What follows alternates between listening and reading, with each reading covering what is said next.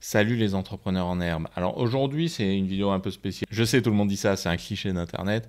Aujourd'hui, c'est un peu spécial pour moi parce que je vais m'essayer un exercice didactique différent. Et d'ailleurs, pour rien vous cacher, c'est un peu pour ça que j'ai commencé cette chaîne à l'origine. Alors c'est un peu par hasard parce que j'ai fait quelques vidéos pour Instagram pour tester et j'ai trouvé que c'était sympa et je me suis dit plutôt YouTube parce que les vidéos de 3 minutes, c'est pas si facile. Sur YouTube, on peut développer un peu plus. Donc voilà. Mais aussi, je voulais monter en compétence sur la vidéo, parce que, entre autres choses, dans la vraie vie, je suis formateur, je forme des gens en salle, et j'aimerais bien pouvoir proposer certains contenus en vidéo, à la place de les proposer uniquement en salle. Et l'idée, c'est que les gens que j'ai en face de moi en formation, ils puissent avoir accès à des contenus complémentaires, voire avoir eu des mini-formations en vidéo en amont, pour que quand on est ensemble, on travaille vraiment sur leurs problématiques concrètes et que je ne passe pas du temps à rabâcher en permanence des idées de base. Aujourd'hui, je vais essayer de vous transmettre un contenu qui fait partie de certaines des formations, qui est le calcul du taux horaire, et j'espère être suffisamment didactique pour que la vidéo soit intéressante. Vous me le direz en commentaire. Intro un peu longue, j'en suis désolé. Je vous ai déjà fait sûrement une vidéo vous expliquant pourquoi c'est pas si débile, contrairement à ce que vous dit Internet, de vendre son temps. Et en fait, les prestations que vous allez mettre, que vous vendiez explicitement votre temps à vos clients ou que vous vendiez des prestations que vous chiffrez en fonction du temps que vous y passez, dans tous les cas, le temps est un élément de chiffrage. Et quand bien même vous vous caliez sur les prix du marché et ces prix du marché sont intéressants pour vous, c'est bien de savoir à combien vous valorisez votre taux horaire. Donc il y a toujours cette notion de savoir, quand vous passez 1 heure à travailler sur telle ou telle mission, tel ou tel chantier, est-ce que cette heure-là, vous êtes payé convenablement? Comment on calcule une prestation? Donc, quel que soit le domaine, ça va être basé sur deux choses. Un coût matériel des achats que vous allez faire, et deux, du temps humain passé dessus. Le vôtre ou celui de vos salariés, ou celui de vos partenaires, ou celui de vos sous-traitants. Savoir calculer un taux horaire, ça reste la chose fondamentale que chaque entrepreneur se doit de faire, avec la notion de marge. La notion de marge, on la verra une autre fois. Comment vous estimez votre taux horaire? On va partir du freelance standard, c'est pareil pour tous les autres, mais de freelance standard, c'est, prenons à tout hasard, quelqu'un qui travaille dans des projets informatiques.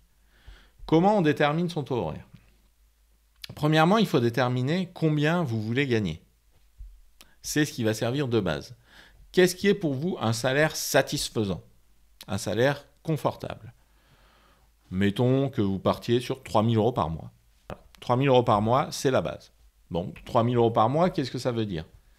Ça veut dire qu'en travaillant, on va dire, 47 semaines. Pourquoi 47 semaines? Ça ne veut pas dire que vous êtes obligé en tant qu'entrepreneur de prendre 5 semaines de congé comme tout le monde. Mais c'est une base pour vous comparer aux autres. Si vous avez envie de vous mettre 6 semaines de congé, mettez-vous 6 semaines de congé. De toute façon, à la fin, si tout va bien, vous pourrez faire mieux. Et si tout va pas bien, vous ferez moins bien. Mais on va partir de cette base-là.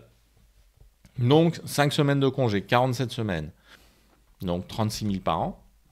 Là, et 36 000 que vous divisez par 47. Ça vous donne 765,96 € net par semaine. Et si vous divisez ce montant par 5, ça vous donne un tarif journalier. Donc pour gagner 3 000 euros par mois, il faut se payer 153,19 € par jour. Vous allez dire, ah c'est super, donc je divise ça par 8, et j'ai mon taux horaire à 20 balles. Ça, c'est l'erreur que font beaucoup de gens quand ils se lancent en auto-entreprise, en se mettant à peu près à 20 balles de l'heure et en se disant qu'ils vont gagner beaucoup. Mais non, non, évidemment que non. Parce que là-dedans, il faut payer des cotisations sociales, il faut payer vos charges matérielles, et il faut prendre en compte que vous ne travaillez pas 5 jours par semaine, en vrai. Voilà. Donc, refaisons la démarche de zéro. Vous avez besoin de 36 000 euros. Et donc, par semaine, vous devez avoir en net vos 765 euros. Maintenant, la question, c'est combien de jours vous travaillez réellement sur ces 47 semaines? Est-ce que c'est vraiment 5? Ça va être rarement 5 quand vous êtes à votre compte. Pourquoi? Et ça, c'est road to burn-out si vous faites ça. Parce que vous allez vous forcer à travailler pour vos clients 5 jours par semaine, à vendre 5 jours par semaine. Donc vous allez travailler 6 ou 7 jours par semaine, voire 8. Et là, vous allez péter un câble. partez bien du principe que vous ne vendez pas 5 jours par semaine à vos clients. Si votre modèle économique est comme ça, il est déjà foireux dès le début. Pourquoi? Vous avez passé du temps à chercher des clients, à les démarcher. Vous avez passé du temps à gérer des problèmes pour vos clients que vous ne leur facturerez pas. Vous avez passé du temps à faire de l'administratif. Vous allez passer du temps à vous former vous-même pour monter en compétences. Vous allez passer du temps à tout un tas de choses. Ce temps-là, il faut le valoriser. Il faut le prendre en compte. Combien c'est? Ça dépend de chacun. Moi, je suis pas loin, en vrai, des 5 jours par semaine facturés à mes clients. Et d'ailleurs, j'ai déjà commencé à partir du principe que je vais en vendre que 4. Pour beaucoup de gens, ça va être encore moins. Ça va peut-être être 3 jours par semaine, voire 2,5.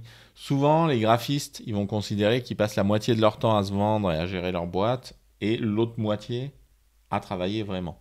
Je n'ai pas d'avis sur la question, c'est à vous de le définir. Déterminez-vous une clé.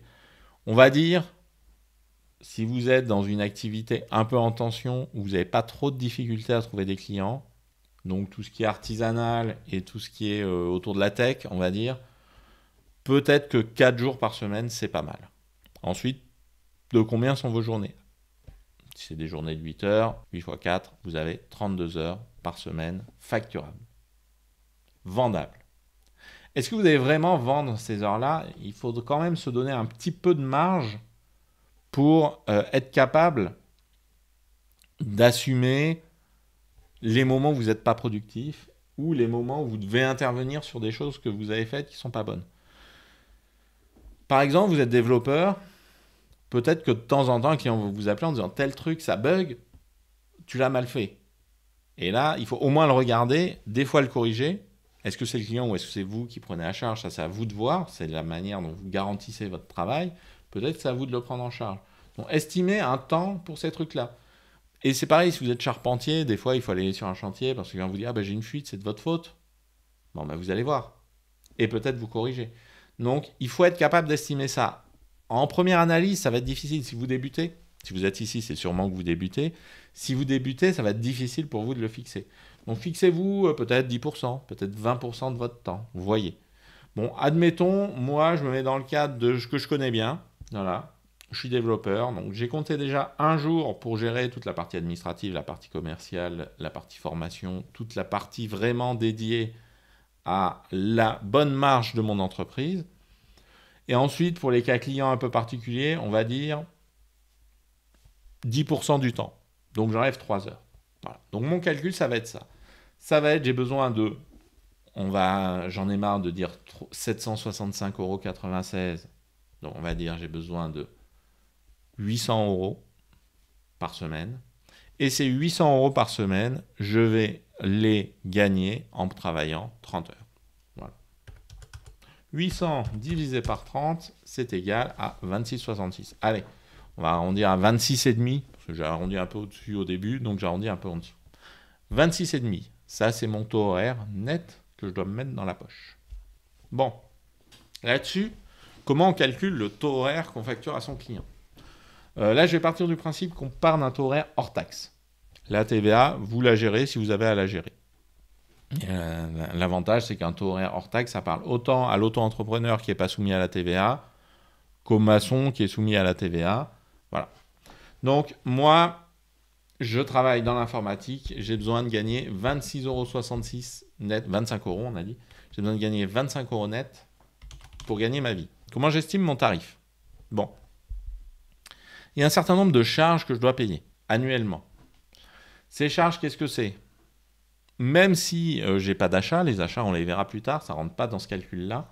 Mais même si je n'ai pas d'achat, je dois me payer une assurance, mettons 100 balles par mois, une prévoyance, allez, on rajoute un billet de 100, on va dire, allez, 250 tout compris. 3 000 € pour la question des assurances. Évidemment, si vous êtes artisan, vous avez une décennale, c'est beaucoup plus. Et peut-être que si vous êtes graphiste, c'est moins. Vous avez besoin de vous payer un local.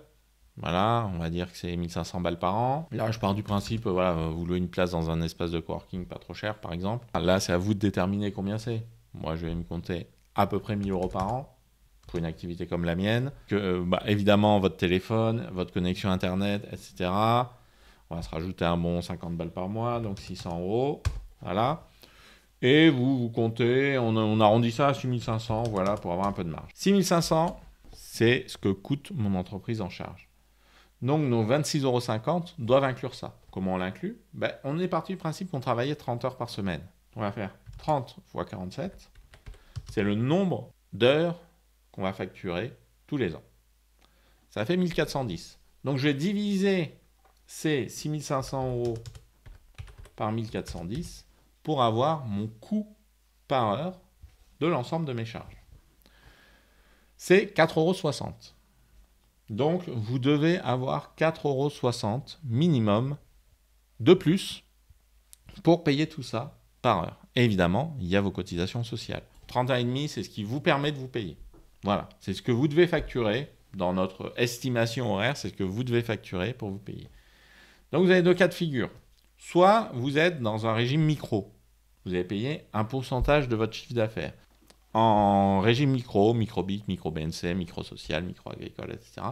Vous allez considérer que vous divisez, par exemple, si vous êtes à 25%, vous allez diviser par 0,75. Voilà. Et si vous êtes à plus, si vous êtes à 11%, vous allez diviser par 0,89, etc., etc. Ça dépend évidemment de votre statut. Vous faites 1 moins votre taux et vous divisez par ça. Donc 31,50 divisé 31,5 divisé par 0,75, ça fait 42. Donc là, dans mon cas où je suis freelance, il faut que je facture 42 €. 42 € de l'heure, avec les chiffres que j'ai donnés, ça me permet de gagner 3 000 € par mois. Est-ce que toi, ça te permet de gagner 3 000 € par mois? Non, il faut que tu fasses le calcul, évidemment. Il faut que tu fasses le calcul avec ta rémunération cible, avec ton taux de charge et avec tes charges à toi. Voilà.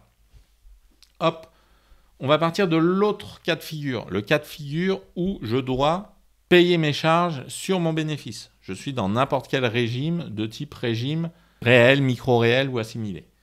Donc, on part du même principe. Je dois gagner 31,5 de l'heure. Mais mes cotisations sociales seront calculées sur la base des 26,5 de rémunération que je me fixe. Donc, on va ajouter à ces 31,5, 26,5 fois, par exemple, 0,45 si vous êtes en TNS. Donc, 26,5 fois 0,45, ça fait 12 € de l'heure. Donc, votre taux horaire, ce sera 26,5 plus 12 € plus vos 4,5 qui vous servent à payer vos charges indirectes. Et vous arrivez à 43 € de l'heure. Voilà. Vous voyez, ça colle à peu près. Pourquoi? Parce que le régime de l'auto-entreprise est typiquement conçu pour arriver au même résultat quand on a ce genre de charges. Donc, que vos charges indirectes, les charges qui ne sont pas reliées directement au chantier sur lequel vous êtes, vous permettent de financer. Ensuite, deux cas de figure. Si vous êtes freelance, comment vous faites une facture? Vous évaluez un temps, vous mettez une petite marge d'erreur, et tac, vous facturez ce temps fois ce montant-là, et vous avez un chiffrage de base. Ça ne veut pas dire que c'est ce qu'il faut exactement facturer. Vous pouvez facturer plus, sans problème. Par contre, ça veut dire que si vous descendez en dessous de ce montant-là, vous acceptez que vous ne vous versez pas vos 3 000 € net par mois. Voilà. Pensez à inclure aussi l'impôt sur le revenu, si vous en avez. Donc, là, c'est pareil, il faut multiplier ça encore par le bon taux. Moi, j'ai considéré qu'on l'ignorait jusqu'ici parce que dans ces montants-là, moi, perso, je ne paye pas d'impôt sur le revenu. Si vous en payez à 3 000 € net par mois, comptez-le. Donc, vous redivisez par 1 moins votre taux d'impôt sur le revenu. Par exemple, si votre taux d'impôt global à la fin, c'est 10%, vous faites vos 42 divisé par 0,9 et vous avez 46,5. Il vous faut 46,5 pour gagner vos 3 000 € net par mois. Vous allez me dire, si je suis artisan, je suis par exemple plombier, il faut que je facture beaucoup plus que ça. Oui, parce que tu inclus tes charges de chantier dans ta rémunération. Mais en pratique, ce n'est pas la bonne idée. Parce que si tu inclus toutes tes charges, tu ne vas pas compter vraiment les charges de ce chantier-là. Tu divises les charges de tous tes chantiers par le temps passé chez tous tes clients. Ce n'est pas forcément la bonne manière de faire. Tu as certains clients qui vont avoir besoin de plus d'achats que d'autres. Donc, si tu es dans n'importe quel métier où tu dois faire des achats, Et donc, en général, tu vas être au régime réel. Il faut compter ces achats en plus. Donc, ta formule pour faire ton devis, ça ne va pas être ton nombre d'heures fois ton taux horaire, ça va être ton nombre d'heures fois ton taux horaire, plus tes achats fois une marge. Donc voilà, comment calculer son taux horaire. Tu adaptes. Si tu veux, je te mettrai un fichier Excel en commentaire. Demandez-le en commentaire. Enfin, un fichier Google Sheet sûrement. Évidemment, il y a des logiciels qui font ça. On en reparlera une autre fois. Sur ce, si la vidéo a été utile pour vous, laissez un pouce bleu. Si ce que je dis vous intéresse, abonnez-vous et passez une bonne journée.